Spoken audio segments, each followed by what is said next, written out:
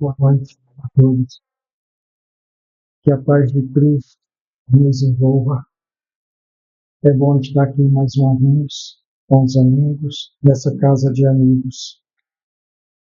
E quando a gente fala de Jesus e as minorias, é bom que a gente falar como era a sociedade na época em que Jesus estava caminhando por aqui, de que o amor caminhava, de que o Evangelho também, porque Jesus era o Evangelho. Para começar, há uma similitude entre os nossos irmãos nordestinos e os homens daquela época, camponeses. É que eles estavam abandonando suas terras a caminho de grandes cidades. E aí se amontoavam pelas esquinas daquelas cidades mendigando. Que coisas, não? Porque quantos dos nossos irmãos não fizeram essa caminhada, São Paulo, Rio de Janeiro, e acabaram perdidos pelas esquinas, mendigando, sem poder voltar para casa? Sempre foi o sonho de todos. Naquele momento era assim. Jerusalém, Cafarnaum, Londres, cidades grandes que recebiam um grande número de pessoas. Mas quer lembrar que Jesus, quando falava em suas parábolas, ele costumava sempre falar do cotidiano daqueles homens, daquelas pessoas que estavam ali ao seu derredor, que era a pesca, o campo, semear. É assim, aqueles que buscavam ali o Mestre, ouvir a palavra, eram analfabetos, pobres, desesperançados. E diante de tudo isso, ele falava uma palavra que alimentava o espírito, consolava. Diante disso tudo, os ansiosos, desconhecidos, homens, mulheres, humildes, pobres, crianças famintas, e eu disse mulheres. Se a gente observar as gravuras, principalmente eu que envio bom dia para alguns irmãos, alguns deles até que estão aqui, é raro você encontrar no meio da multidão que escuta o Mestre uma mulher. Mas por que isso? Porque mulher e coisas eram semelhantes. Então não se dava muita atenção naquela época. Então, idosos eram aqueles que procuravam beber daquela água. O Mestre falava de coisas que naquele momento eles não tinham escutado. Tocava o seu coração, fazia vibrar a alma. A Palestina cabe dentro do estado de Sergipe. E ali, por aquelas casolas que tinha, naqueles caminhos pequenos, tortuosos da Palestina, o amor caminhou. Podemos dizer que o amor que não foi amado, o Evangelho em pessoa, caminhou pelas ruas da Palestina. Para pobres camponeses, mergulhados na miséria, chafurdados na fome, no desprezo e no abandono. Era assim todos aqueles que se achegavam ao amor, que buscavam o amor.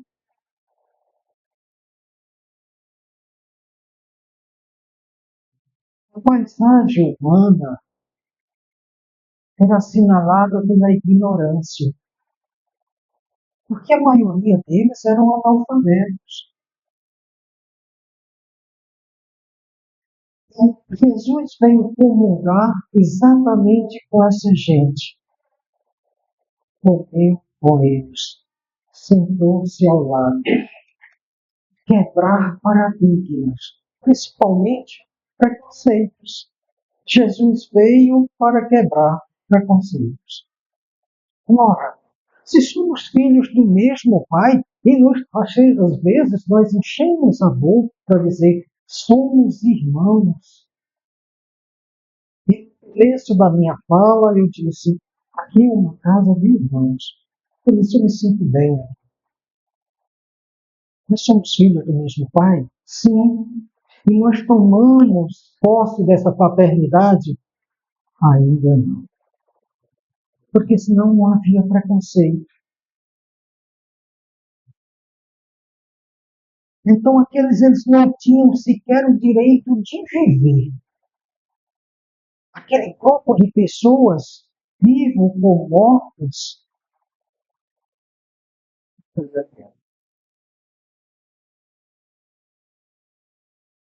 tem uma obra, agora lembrou-me, uma obra do Ariano Suassuna, em que ela pede pelo um cangaceiro ao filho. O que é que a Mãe Santíssima diz a seu filho a favor do cangaceiro? Meu filho, Severino vem de uma terra onde está vivo e morto se confunde. Pois era assim que ela é. Está vivo, se confundia.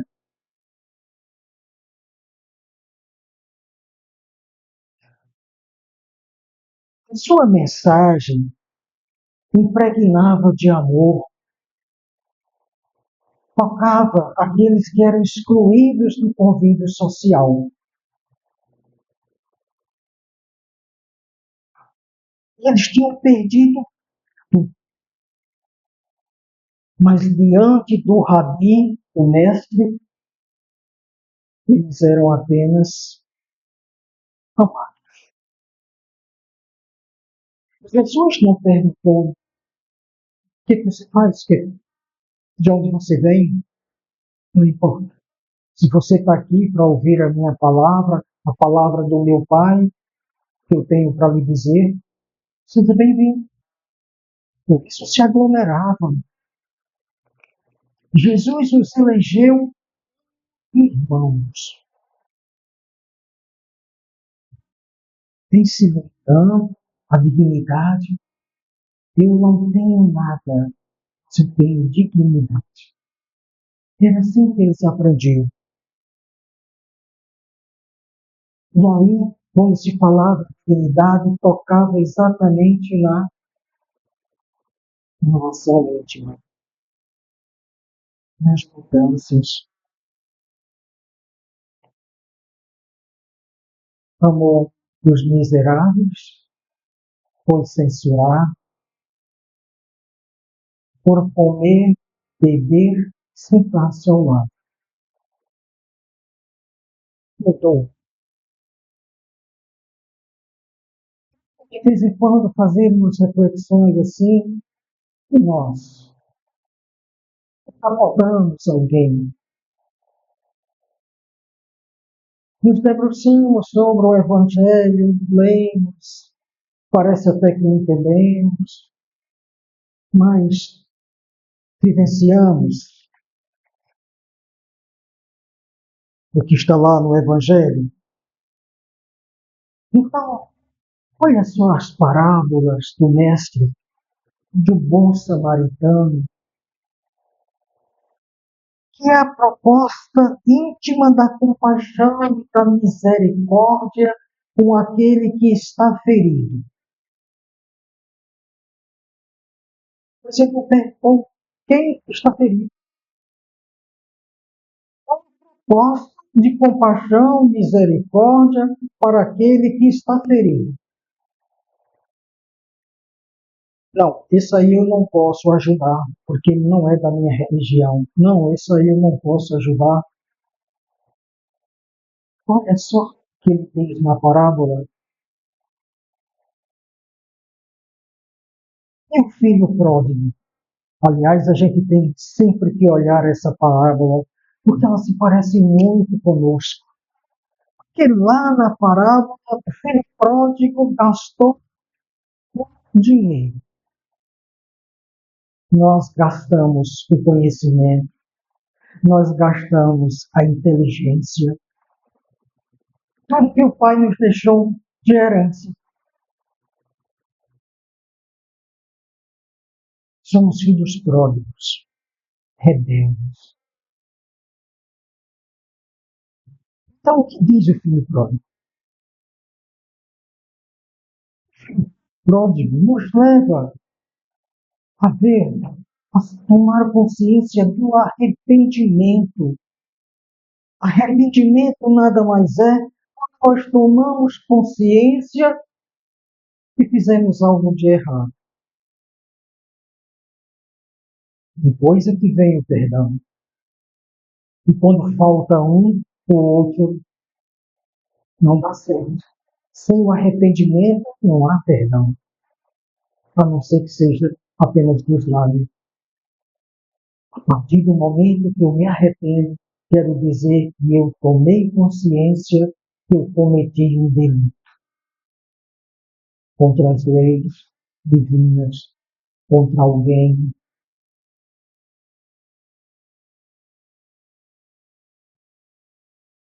E a reabilitação, eu voltei para casa. Quando nós erramos diante do nosso Pai, nos arrependemos, também nós voltamos para casa. E aí a gente procura o caminho certo.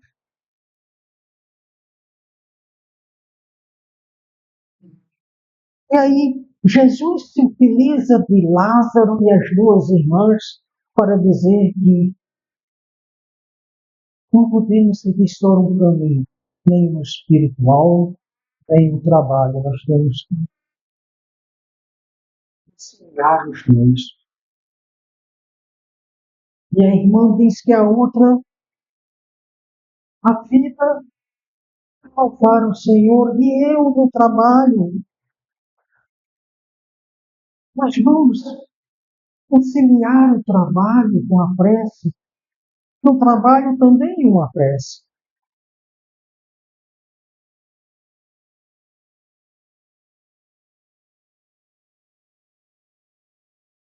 Jesus dá exemplo de humildade, disciplina. Basta olhar o lava-pés.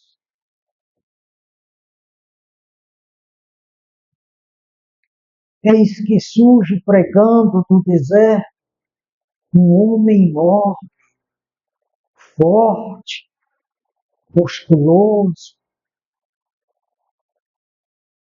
cobrindo apenas as suas partes íntimas com peles de animais,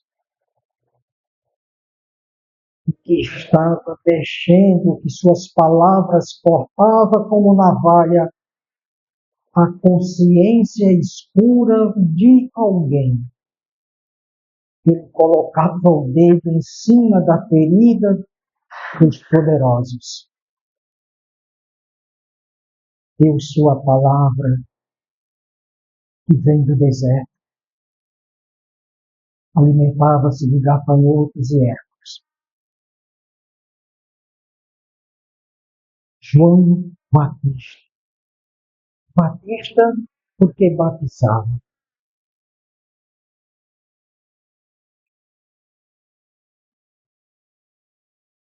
Sua voz trazia mudanças, pedia mudanças de comportamentos morais viciosos. Banhava-se e batizava no Rio Jordão. Uma certa manhã, quando o sol saiu, a multidão ao redor do Rio Jordão para se batizar com João. Eis que surgiu alguém. E quando João levanta o seu olhar, o homem grande, forte, treme.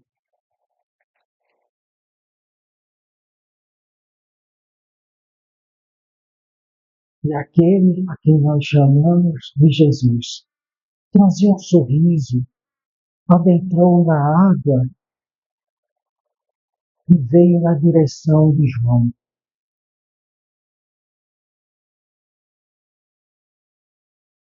Era o Messias. E o que João diz para ele? Eu é que careço de ser batizado por ti, e não sou digno sequer de amarrar as tuas sandálias. Era seu primo Jesus. E o que o mestre responde?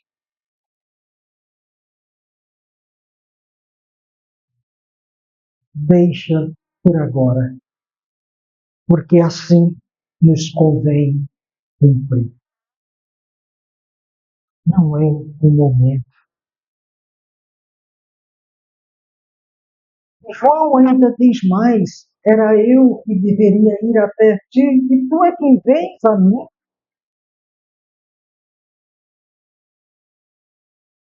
Olha a pergunta que João fez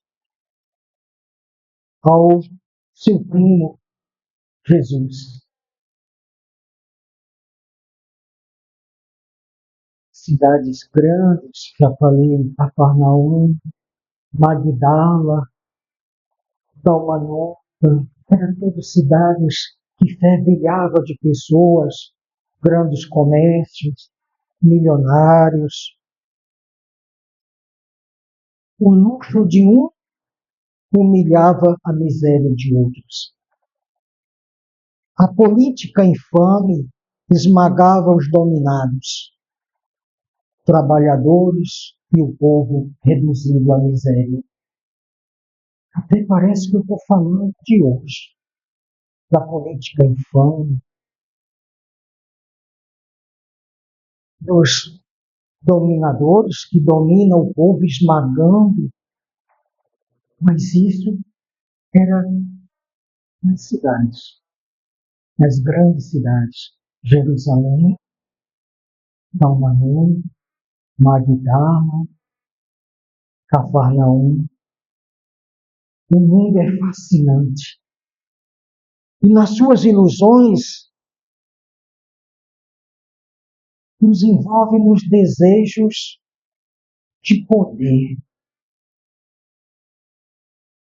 É a ilusão do homem que vive no mundo material, o desejo de poder. Jesus, ao conhecer aqueles homens, que aqui chamou discípulos, os convidou, mas não prometeu nada. Eles seguiram porque viram ali que era algo diferente, que a palavra os tocava.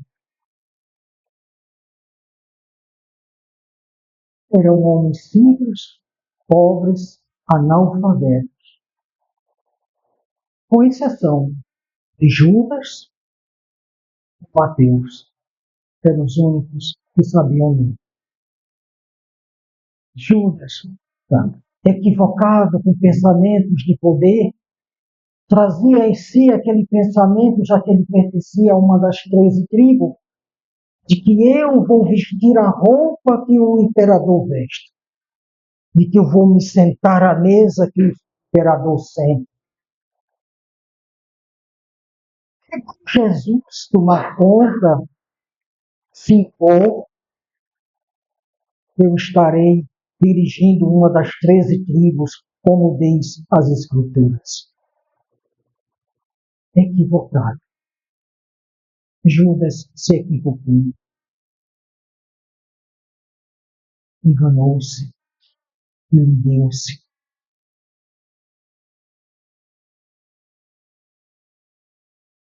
Naquele dia, quem se considerava vencedor é aquele que invadia as cidades com seus exércitos, esmagava o povo, erguia uma estátua.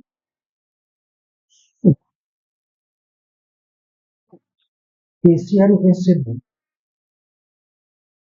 E a sua estátua era em cima dos cadáveres daqueles que foram vencidos. E parece que nós estamos falando de hoje novamente, que alguém está invadindo a terra do outro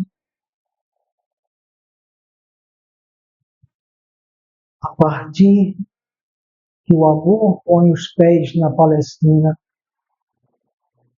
O vencedor é aquele que supera a sua inferioridade. O vencedor é aquele que supera a si mesmo. O vencedor é aquele que vence a si próprio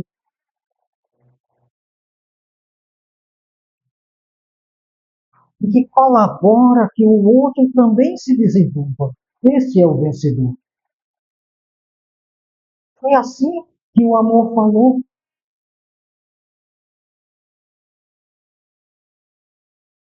Se a gente observar, Jesus é de sofrimento. Ele não quer sofrimento de ninguém. Nem o Pai quer que alguém seja punido. Essa nossa palavra, essa citação que Deus vai castigar, isso atrapalhou a humanidade, porque nos afastou do Pai, nos manteve diante do Pai pelo medo de ser castigado. O ser humano ainda não se despertou para o amor. Nós não despertamos para o amor ainda. Talvez a gente ainda não descobriu o que é isso. Não sentiu da sua essência. Ainda estamos naquelas paixões viciosas, mas não descobrimos ainda o amor. E por que não? Porque ainda somos orgulhosos, odiamos, somos egoístas, apegados às coisas. E imagine agora, na tragédia do Rio Grande do Sul, para o nosso irmão materialista dizer: minha casa, meu carro, meus bens.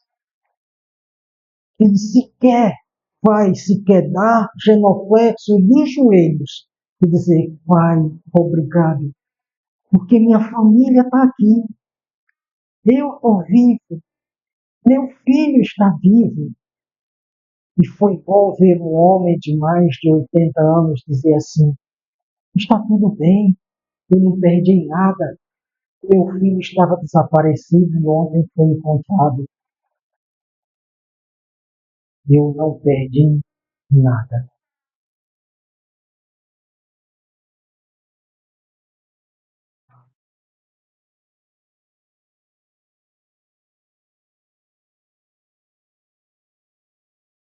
Jesus caminhava entre nós.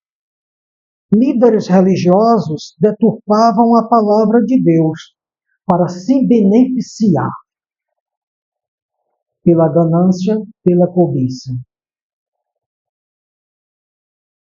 Eu não estou falando não é de hoje, não. Estou falando da época de Jesus.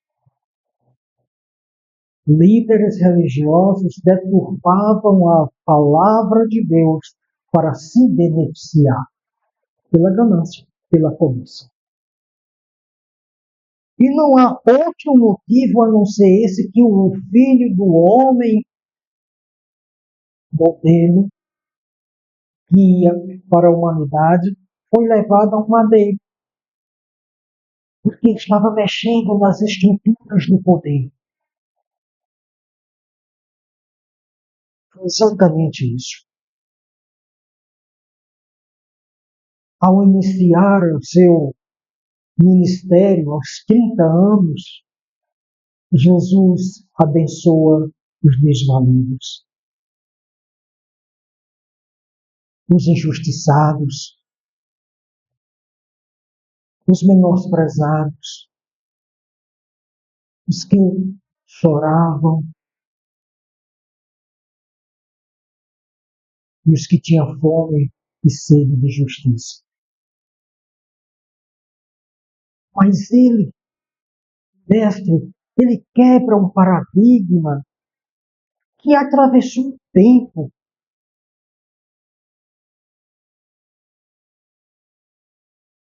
que é valorizar a mulher. Bastamos ver Maria e Isabel. Maria, uma jovem, linda, pobre, órfã de pai e mãe, 16 anos, mas que foi escolhida pelo Criador para ser a mãe do melhor homem que já viveu entre nós, para trazer a luz no seu ventre. E mais, a sua prima Isabel, uma idosa, que acabou sendo abençoada e que trouxe João Batista. Ora, quando uma mulher naquela época não podia ter filhos, dizia que ela tinha sido amaldiçoada. E as palavras, é um ventre ressequido, terra de pouca valia, onde não nasce absolutamente nada.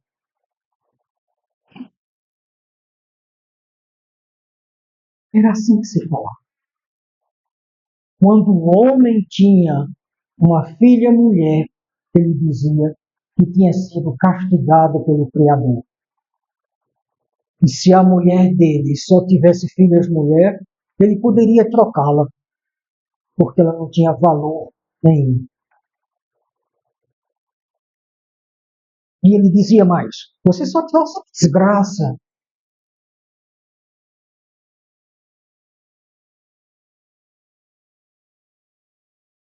E aí Jesus muda isso. Ele muda essa história.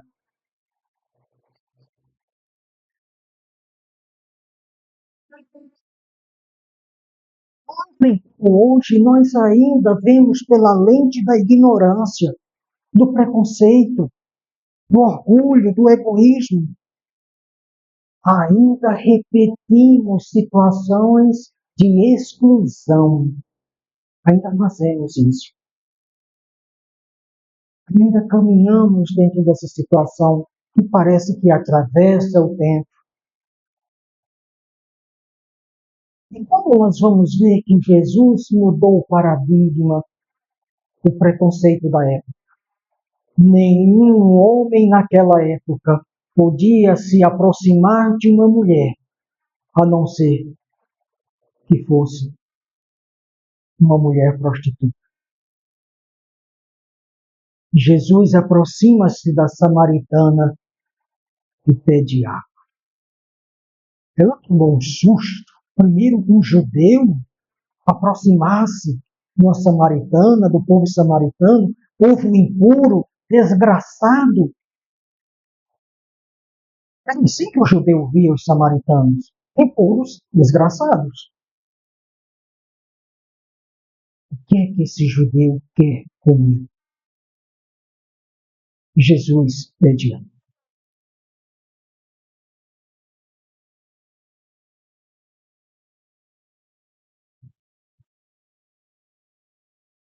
Jesus diz que aquele que beber da água que eu lhe der, jamais terá sede. A mulher fica muito satisfeita. Eu quero.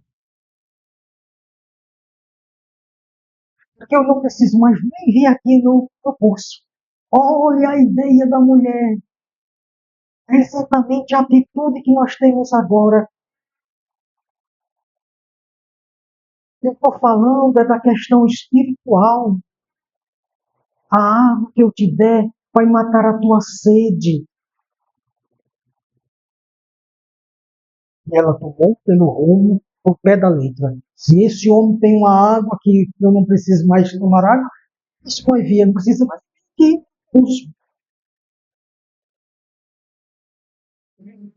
a atitude da samaritana está entre os bens transitórios, materialistas da humanidade.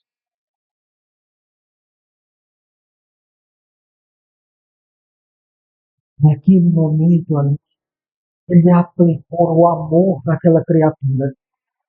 Eu tenho a água que, se você beber, nunca mais será a mesma. É a reforma íntima. E foi exatamente isso que aconteceu. Quando ela volta para Samaria, ela fala: vocês não acreditam, mas entre os judeus existem Messias, um profeta. Um homem que nos olha diferente. Porque existe em nós um interesse de procurar a porta larga.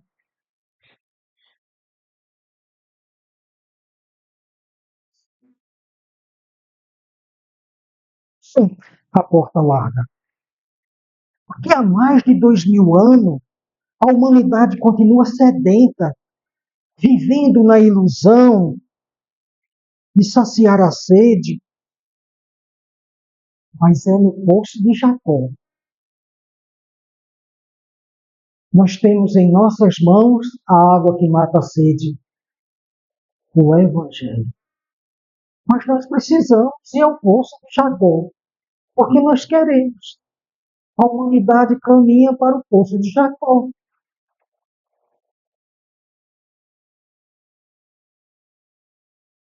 E Jesus conhece Zaqueu.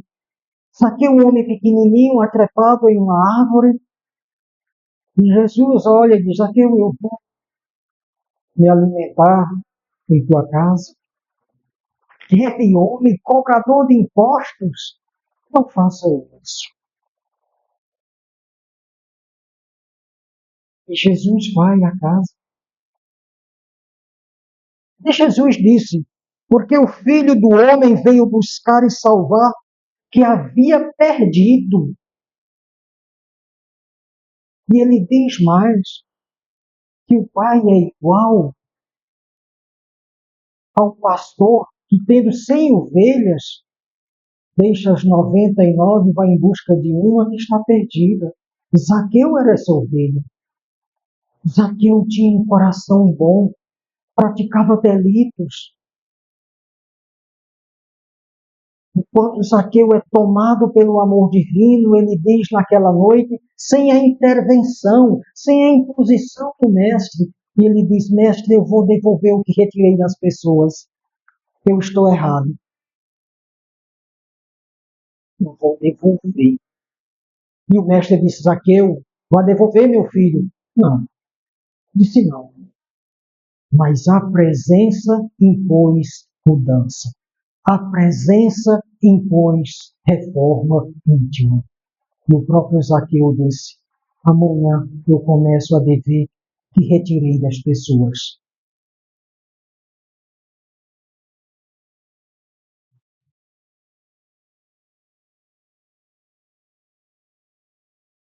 Zaqueu também representa a dificuldade que os arrependidos têm. Às vezes você se arrepende e diz para o outro: eu estou arrependido. Ah, mas você já fez. Sim, eu fiz, mas eu estou arrependido. Será que você não vai fazer novamente? Jesus não perguntou a Zaqueu: Zaqueu, será que você não vai cometer o mesmo erro? Não, não perguntou. Talvez a gente tenha que dizer: Jesus, entra na minha casa. Jesus, entra na minha vida. Porque eu sempre digo que Jesus fica na nossa calçada. Ele é educado. Ele não invade, ele precisa que nós o convidamos. E aí vem Jesus e Miriam de Magdala, que nós conhecemos como Maria Madalena.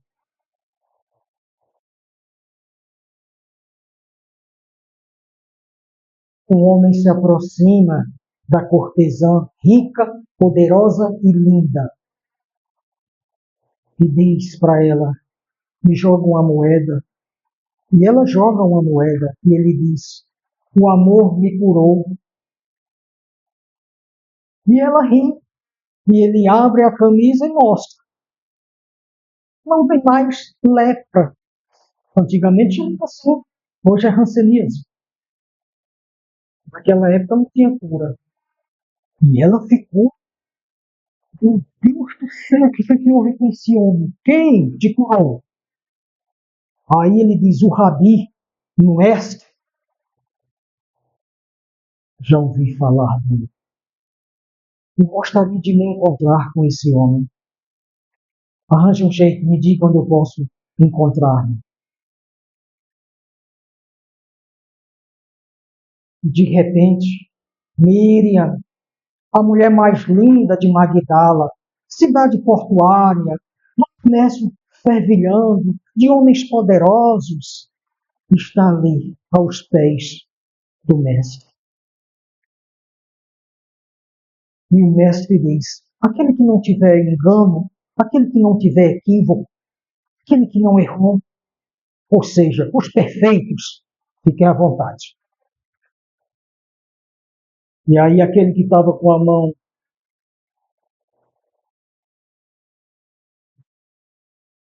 diz, vai mulher. Mas Maria de Magdala, Maria Madalena, queria ir mais além. E ela chamou o homem, onde posso encontrar o mestre? E ele falou, eu sei onde. Quando anoitecer, eu te levo lá. Então, Maria pegou uns andrajos que eram de sua serva, umas roupas, vestiu-se com um capuz, trouxe num barco, atravessou o rio, e ele disse, é naquela casa. Mas ela ficou sem querer entrar na casa. Não era uma mulher recebida em casas. Pensou, mas de repente não sustentou. Empurrou a porta. Jesus estava de costa para a rua e a luz da lua toca. Jesus volve o seu olhar e diz, Maria. E ela cai de joelhos chorando. E ela diz, Rabi, mestre, conheces? E ela diz o seguinte, Senhor, eu ouvi a tua palavra, consoladora, e vim ao vosso encontro.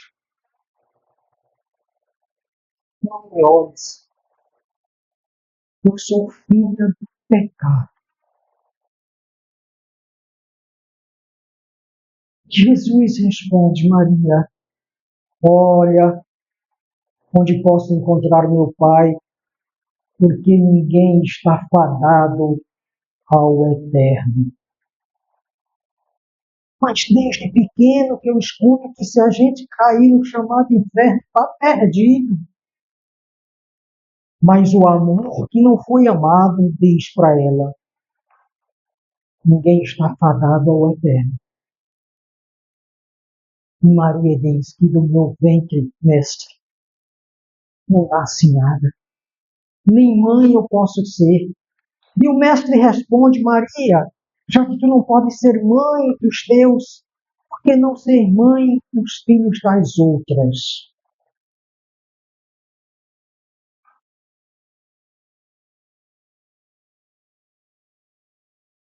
E diz mais, vai Maria, sacrifica-te e ama sempre.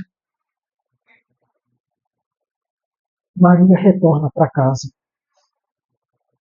Segundo Humberto de Campos, em suas obras, naquele ao amanhecer, Maria pega todas as suas joias, o que há de melhor no seu guarda-roupa e atira pela janela aos meninos.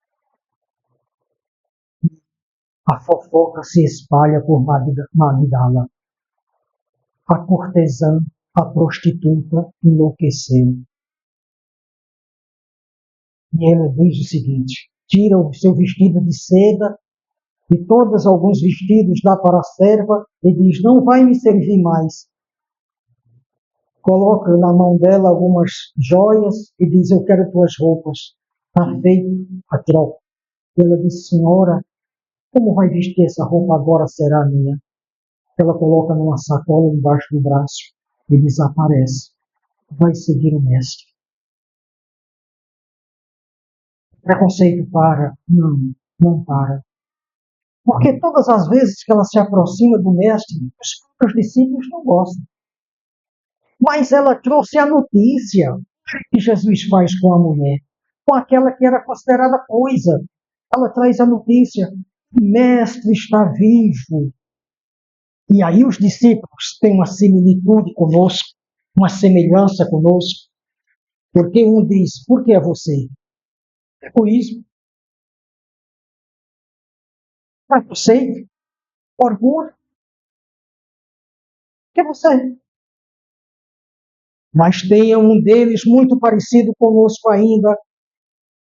Se meus olhos não ver e eu não tocá-lo, não acredito. Susto, né? Todas as vezes que vacilamos na nossa fé. E aí o mestre diz: pois toca. Você está me vendo? Toca aqui. Você é feliz porque me viu, mas aqueles que não me viram e que vão ter que acreditar. E Jesus, após tudo isso, cada um daqueles discípulos sai em missão. E Maria quer segui-los. E quando ela diz a Pedro: eu posso ir com você? Claro que não. Se pelo caminho me ver na sua companhia, eu estou perdido. Isso é preconceito. Tem a lição que o mestre deu. E assim foi cada um deles. Maria ficou perambulando pela cidade. Até que ela tomou consciência que ela deveria procurar a mãe da luz, Maria Santíssima, que estava em Éfeso, junto com João, na casa chamada Casa do Caminho, que era uma casa onde passava viajantes.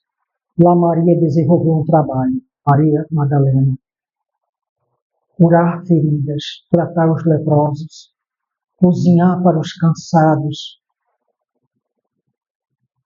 até o seu dia de ser a sua despedida.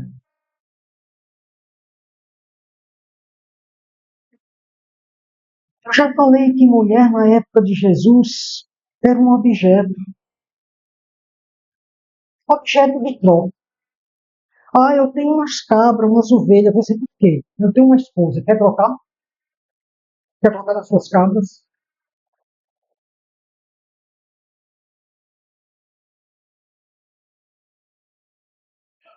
Em alguns países por aí se compra pessoas.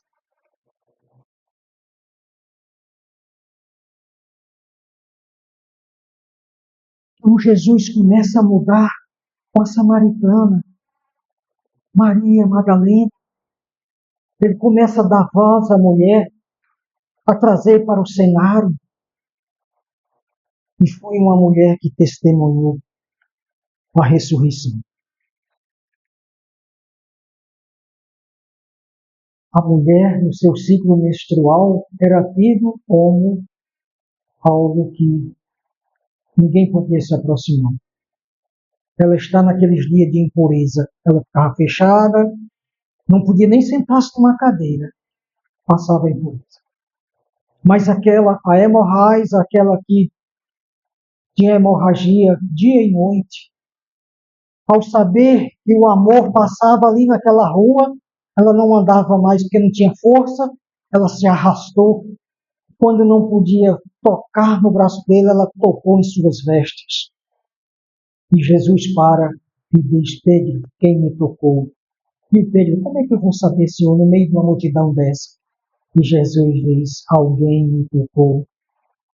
E olha para baixo, a mulher está quase deitada. Ela diz: foi eu. E Jesus, para dar uma lição de humildade naquele momento a todos aqueles que estavam lhe ouvindo, diz: mulher, a tua fé te curou. Porque você acreditou que só tocando na minha roupa você estava curada. Ele poderia ter dito, meu pai te curou. Eu te curei. Mas ele disse, a tua fé. Porque você acreditou.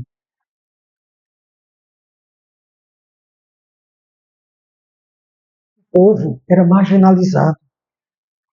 Doenças era castigo divino.